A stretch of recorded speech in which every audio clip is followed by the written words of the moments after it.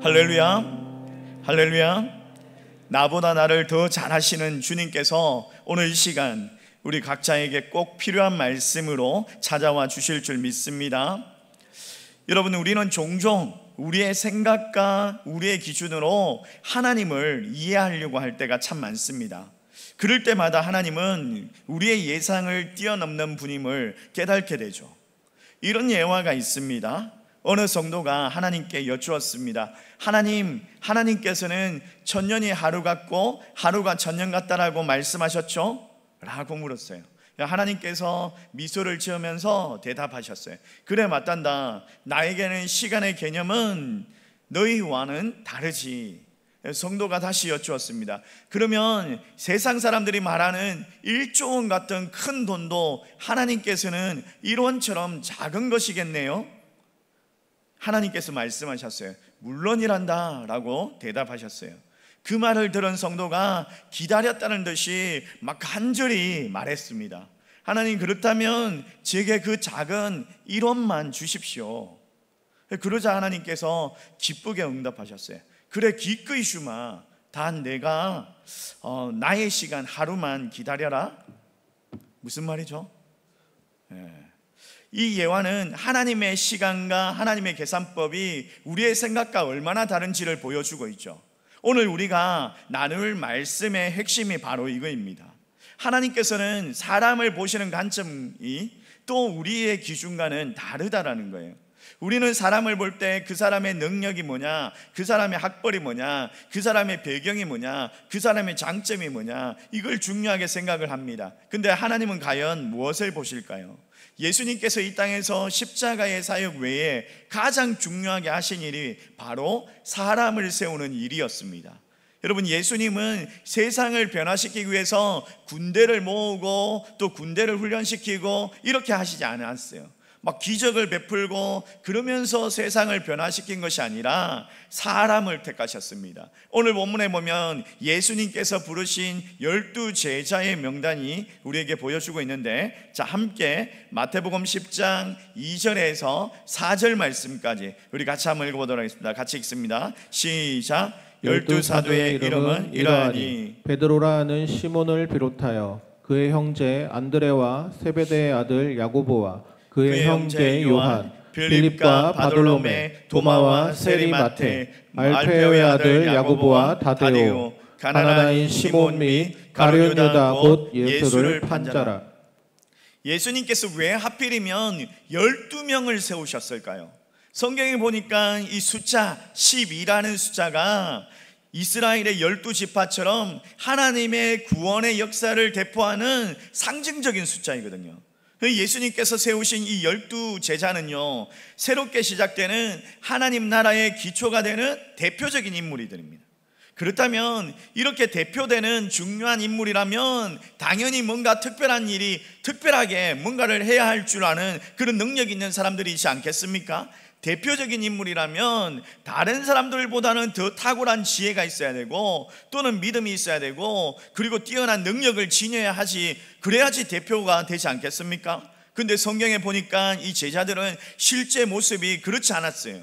달랐습니다. 그들은 지극히 평범하고 평범하다 못해가지고 결점투성이었습니다. 대부분의 사람들은 갈릴리 바다에서 평생 어부로 살아간 그런 사람들이었습니다. 근데 막상 풍랑을 만나니까 어부였던 사람들이 겁에 질려가지고 허둥댑니다. 자, 37절 마태복음 4장 37절 38절 말씀 우리 같이 한번 읽어볼까요? 같이 읽습니다. 시작. 큰 풍랑이 일어나며 물결이 배에 부딪혀 들어와 배에 가득하게 되었더라. 예수께서는 고물에서 베개를 베고 주무시더니 제자들이 깨우며 이르되 선생님이여 우리가 죽게 된 것을 돌보지 아니하시나이까 하니. 제자들이, 여러분 보십시오, 제자들이 대부분 뭐라고요? 직업이 어부였어요. 근데 풍랑을 무서워하는 어부들입니다. 마치 무대 공포증이 있는 성악가를 보는 것 같지 않습니까? 또 이들이 예수님께서 기도하라고 하셨을 때 잠들어 버릴 정도로 의지도 약한 사람들이었습니다. 영적으로도 민감하지 못했습니다. 학식도 부족하고 인생이 정말 경험도 많지 않은 그런 사람들이었습니다. 한마디로 평범하다 못해서 부족함이 많은 사람들이었어요. 그럼에도 불구하고 주님은 왜 이렇게 연약한 사람들을 부르셨을까요? 예수님께서 이 땅에 오신 목적이 뭐냐? 바로 그런 사람들을 부르기 위함이었다라고 말씀하시죠. 자, 마태복음 9장 13절 말씀 이렇게 말씀하시는데 우리 같이 한번 읽어보겠습니다. 시작. 나는 의인을 부르러 온 것이 아니요 죄인을 부르러 왔도다. 여러분 여기 보십시오. 주님은 뭐라고요? 잘난 사람, 그런 사람들을 부른 것이 아니에요. 험이 많은 사람, 험이 없는 사람, 그런 사람을 찾기 위해서 온 것이 아니라고 그렇게 얘기하죠. 오히려 허물이 많고 약점이 많은 죄인, 바로 저와 여러분들 같은 그런 사람들을 부르시기 위해서 이 땅에 오셨다는 거예요. 그러므로 여러분, 오늘 우리는요, 이 말씀을 통해서 나도 주님의 제자가 될 수 있다, 이런 소망과 확신을 얻게 될 수 있기를 소망합니다. 여러분, 오늘부터 우리가 예수님의 12제자를 어떻게 부르셨는지, 예수님께서 또 어떻게 그들을 다듬어 가셨는지를 우리가 함께 살펴보려고 합니다. 첫 번째 시간에는 베드로를 함께 살펴보려고 하는데요, 여러분 이렇게 한번 외쳐봅시다. 베드로가 쓰임받았다면 나도 소망이 있다. 나도 소망이 있습니다. 여러분, 베드로가 쓰임받았다면 나도 소망이 있는 줄 믿으시기 바랍니다. 왜 우리가 이렇게 확신을 가질 수 있느냐? 베드로는 처음부터 예수님을 따랐던 사람이 아니었어요. 그의 형제 안드레가 예수님께서 먼저 그를 만나주시고 또 안드레가 베드로를 예수님께로 인도했죠. 예수님께서 베드로를 처음 보신 순간 그의 미래를 먼저 말씀하시는데 요한복음 1장 42절 말씀이에요. 우리 같이 한번 읽어봅시다. 시작. 데리고 예수께로 오니 예수께서 보시고 이르시되 내가 요한의 아들 시몬이니 장차 게바라 하리라 하시니라. 여러분, 여기 보십시오. 게바는요, 아랍어로 반석이라는 뜻입니다. 헬라어로는 페트로스, 그러니까 베드로이죠. 베드로. 여러분, 예수님은 그의 현재가 아니라 반석될 미래를 보셨던 거예요. 근데 여러분, 베드로가 정말 처음부터 반석 같았습니까? 전혀 그렇지 않죠. 그의 시작은요, 반석이 아니라 거칠고 모난 막 그냥 돌멩이 같은 그런 존재였어요. 평범한 어부였고 세상의 기준으로 봤을 때 별로 쓸모없는 그런 사람처럼 보였습니다. 가이사 빌립보에 갔을 때 예수님께서 제자들에게 물으십니다. 사람들이 나를 누구라고 하느냐? 제자들은요, 엘리야라고 합니다. 세례 요한이라고 합니다. 다양한 의견을 말했습니다. 그때 베드로가 고백했죠. 주는 그리스도시요 살아계신 하나님의 아들이십니다. 예수님께서 너무 기뻐하시면서 말했습니다. 바요나 시몬아, 내가 복되도다. 이를 내게 알게 하는 사람은 사람이 아니라 하늘에 계신 아버지시니라. 또 내게 이르노니 너는 베드로라. 내가 이 반석 위에 내 교회를 세우리니 엄부의 근세가 이기지 못하리라. 이렇게 말씀하십니다. 칭찬해 주시죠. 이 장면을 보면 와, 역시 베드로, 와, 예수님의 수제자라고 생각할 수 있습니다. 근데 곧 이어서 예수님께서 십자가의 고난을 당하실 것을 말씀하시자 이 베드로가 뭐라고 말합니까? 주여, 절대 그런 일이 일어나서는 안 됩니다. 이러면서 십자가의 고난을 막아서죠. 방금 전만 해도 주는 그리스도시오 라고 위대한 고백을 한 그 베드로가 십자가를 막았습니다. 예수님께서 너무나도 실망하셔가지고 사단아, 내 뒤를 물러가라 라고 말씀하시죠.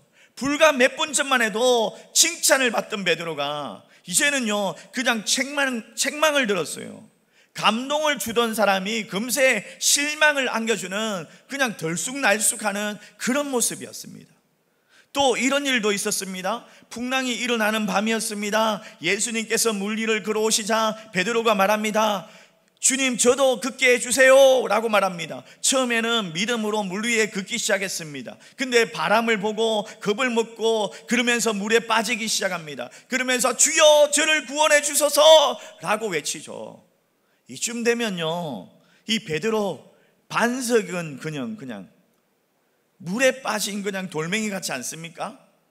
또 예수님이 체포되시던 밤에 이 베드로 어떻게 장담합니까? 다 주님을 버릴지라도 나는 결코 주님을 버리지 않겠습니다 라고 그렇게 호언장담했습니다. 근데 결국에는 한 여종 앞에서 그냥 예수님을 3번이나 부인하고 저주하고, 여기까지만 보면 이런 생각이 듭니다. 어떻게 이런 사람이 예수님의 제자가 될 수 있나? 예수님의 제자가 될 수 있나?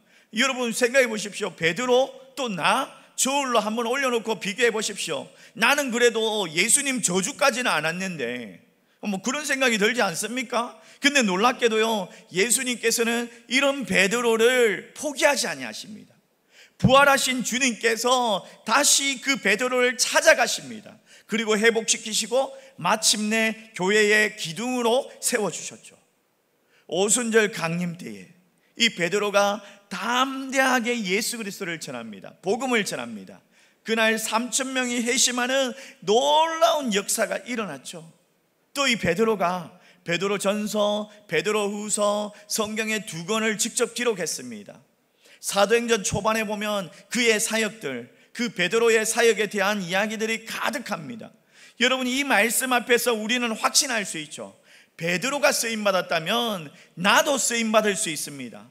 베드로가 쓰임받았다면 나도 쓰임받을 수 있습니다.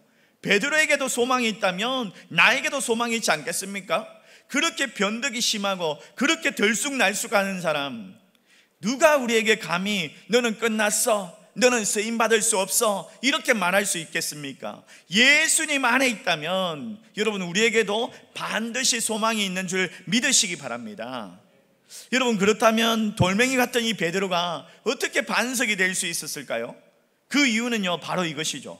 그는 주님 앞에서 자신을 숨기지 않았습니다. 주님 앞에서 자신을 숨기지 않았어요.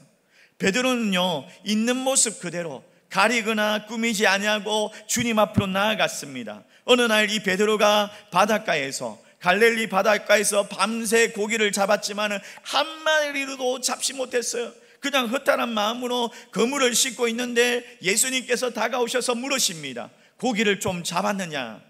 베드로가 숨기지 않고 솔직하게 대답합니다. 한 마리도 못 잡았습니다. 근데 예수님께서 말씀하신다. 깊은 데로 가서 그물을 내려라.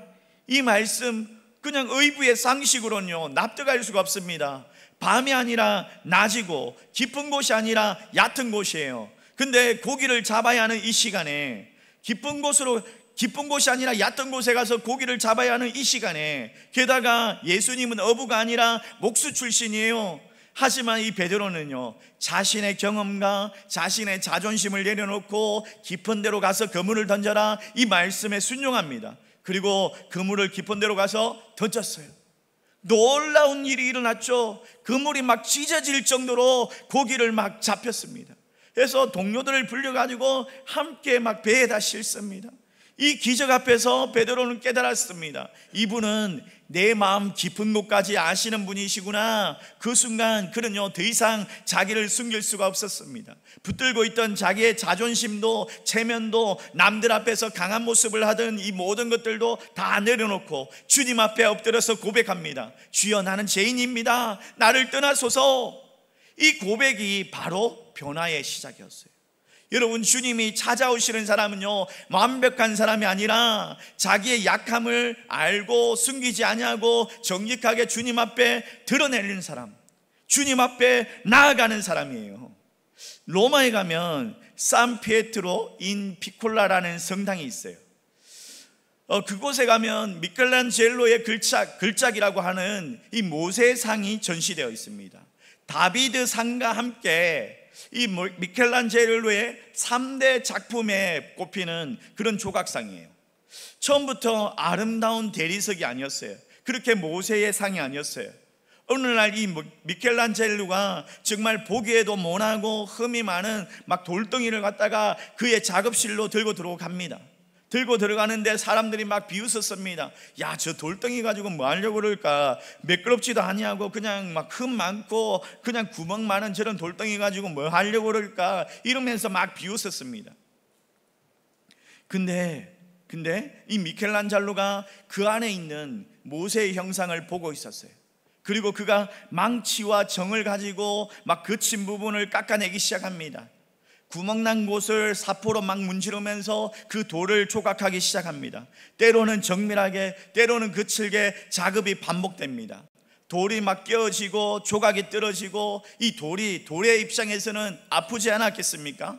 근데 반드시 필요한 과정이죠. 만약에 이 돌이 거기는 건드지 마세요, 이건 제 학점입니다, 이렇게 숨겼다면 결국 그 좋은 작품이 탄생할 수 없었을 거예요. 사랑하는 성도 여러분, 우리도 마찬가지입니다. 우리의 연약한 모습, 우리가 깎여야 되는 그런 모난 인격들 숨기지 아니하고 주님의 손에 맡길 때에 주님께서 우리를 하나님의 글작품으로 빚어가시는 줄 믿으시기 바랍니다. 성경에서는요, 예수님께서 가장 강하게 꾸짖는 부분이 있죠. 어디요? 독사의 자식들아. 누구에게 말씀하셨습니까? 바로 서기관과 바리새인들에게 하신 말씀이에요. 왜 그런 말씀을 하셨습니까? 마태복음 23장 27절 말씀에 예수님께서 이렇게 말씀하시는데, 우리 같이 한번 읽어보겠습니다. 같이 읽습니다. 시작. 와 있을진저 외식하는 서기관과 바리새인들이여, 회칠한 무덤 같으니 겉으로는 아름답게 보이나 그 안에는 죽은 사람의 뼈와 모든 더러운 것이 가득하도다. 겉으로는 거룩하게 보이는데 속은 썩어 있는 상태이기 때문에 주님은 이런 위선을 가장 미워하셨다는 거예요. 반면에요, 베드로는 부족했지만은 정직했습니다. 자기의 실패를 감추지 않았습니다. 죄를 숨기지 않았습니다. 그래서 주님은요, 베드로를 다시 부르셨고 마침내 반석으로 쓰셨습니다. 사랑하는 성도 여러분, 오늘 우리가 주님 앞에 정직하게 나아갈 수 있기를 소망합니다. 가리지 아니하고 감추지 아니하고 있는 모습 그대로, 연약한 모습 그대로 주님 앞에 나아갑시다. 그러면 주님께서 우리를 만지시고 다듬으시고 새롭게 빚어가셔가지고 주님의 뜻에 합당한 작품으로 세워주실 줄 믿습니다. 여러분, 오늘 드러내십시오. 오늘 고백하십시오. 오늘 주님께 마음을 여십시오. 정직한 영혼, 정말 주님 절대 외면하지 아니하십니다. 베드로처럼 주님 앞에 엎드릴 때에 우리도 변화시켜 주실 줄 믿으시기 바랍니다. 기억하십시오. 정직하게 드러내면 주님께서 끝까지 책임져 주십니다. 주님은요, 있는 모습 그대로 정직하게 엎드릴 때에 그렇게 책임져 주시는 거예요. 그렇다면 이 연약하고 실패했던 이 베드로에게 예수님께서 어떻게 하셨느냐? 그거죠. 정직하게 자신을 드러낸 이 베드로, 주님이 끝까지 책임져 주셨다라는 거예요. 예수님께서 부활하신 이후에 이 베드로를 찾아오십니다. 베드로가 다시 한 번 더 예수님 앞에 자기가 정직함을 드러내죠. 자기가 3번이나 부인한 후에 그냥 죄책감과 수치심에 막 살아갑니다. 그러던 어느 날 이 베드로가 이렇게 고백합니다. 나는 그냥 고기 잡으러 가련다, 이러면서 갑니다. 예수님을 따르기 전에 과거의 삶으로 다시 돌아가겠다는 거예요. 그리고 다시 이 갈릴리 바다라고 와가지고 밤새 그물을 던지면서 고기를 잡으려고 했습니다. 또 아무것도 잡히지 않았습니다. 그때 누군가가 말했습니다. 그물을 배 오른편에 던져라. 베드로가 깊이 생각하지 않았어요. 순종했어요. 놀랍게도 그물이 그냥 고기가 가득 잡혔어요. 그 순간 그는 깨달았습니다. 주님이시구나. 주님께서 나를 부르실 때도 깊은 데로 가서 그물을 던져라고 하셨는데, 부활하신 이후에 다시 나를 찾아오셔가지고 그물을 오른쪽으로 던져라 라고 말씀하십니다. 그리고 그가 바로 바다에서 뛰어내려가지고 주님께 달려갑니다. 예수님은요, 이미 숯불을 피우고 생선을 굽고 계셨습니다. 그리고 이렇게 말씀하십니다. 와서 아침을 먹어라. 조용히 식사가 시작됩니다. 아마도 이 베드로는요, 그 죄책감에 의해 가지고 먹는 둥 마는 둥 예수님을 그가 부인하고 저주했던 3번의 그 기억 때문에 그냥 고개를 들군 채 숯불만 바라보고 있었을 거예요. 이 숯불을 바라보면서 그가 그날 밤 예수님을 부인하고 예수님을 저주했던 그 밤 숯불을 떠올렸겠죠. 그 불 앞에서 자기가 예수님을 저주했던 그거를 떠올렸겠죠. 그냥 양심이 불편해가지고 마음은 무거웠을 거예요. 그때 예수님께서 조용히 물으십니다. 요한의 아들 시몬아, 내가 이 사람들보다 나를 더 사랑하느냐? 차라리 왜 그랬냐라고 따졌다면 오히려 그냥 마음이 더 편했을지 모릅니다. 근데 주님은요, 사랑으로 물으셨어요. 베드로는 쉽게 대답하지 못했습니다. 잠시 머뭇거리더니 입을 겨우 열면서 말합니다. 주님, 제가 주님을 사랑하는 줄 주님께서 아십니다. 예수님께서 또 다시 물으십니다. 요한의 아들 시몬아, 내가 나를 사랑하느냐? 베드로가 다시 대답합니다. 주님, 제가 주님을 사랑하는 줄 주님께서 아십니다. 세 번째, 예수님이 다시 또 물으십니다. 요한의 아들 시몬아, 내가 나를 사랑하느냐?